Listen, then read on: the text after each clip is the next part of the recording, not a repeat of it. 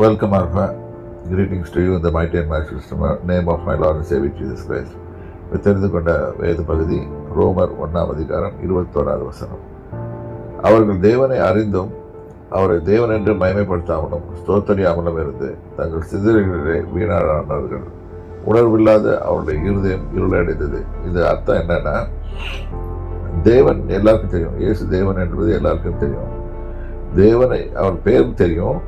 ஆனால் அவர் எப்படிப்பட்டவர், அவரை மாதிரி தானே மாறணுன்றத தெரிந்து கொள்ளாமல் இருக்கிறது தான் அவர் தேவனை அறிந்தும் தேவன் என்று மகிமைப்படுத்தாமலும்.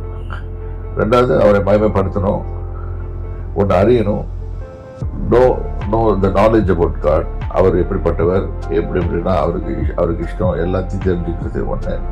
ரெண்டாவது, அவரை மகிமைப்படுத்துறது. மூணாவது, ஸ்தோத்திரியாமலும் அவரை பிரைஸ் பண்ணாமலும் இருக்கிறதுனால என்ன ஆகுது, வேதத்தில் போடப்பட்டிருக்குதுன்னா, ஏன் இதை அவரை சோத்தரிக்கணும்னு அவர் சொல்கிறாருன்னா, அவர் சோத்திரம் பண்ணும்போது நம்ம சிந்தனைகள் டைட்டாக இருக்குது, நல்லா கரெக்டாக இருக்குது. அவர் சோத்தரிக்காத போது இருக்கும்போது நம்ம சிந்தனைகள் வீணடிக்கப்படுகிறது. அதுதான் போடப்பட்டிருக்கு. வீணான சிந்தனைகளே வீணானார்கள்.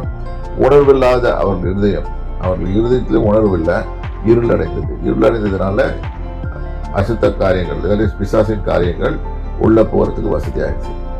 இதை புரிந்து கொண்டு நம்ம ஜீவனம் பண்ண வேண்டும். கர்த்தராகிய இயேசு உங்களை ஆசீர்வதிப்பாராக. கர்த்தராகிய இயேசு கிறிஸ்து நாமத்தில் ஸ்தோத்திரம்.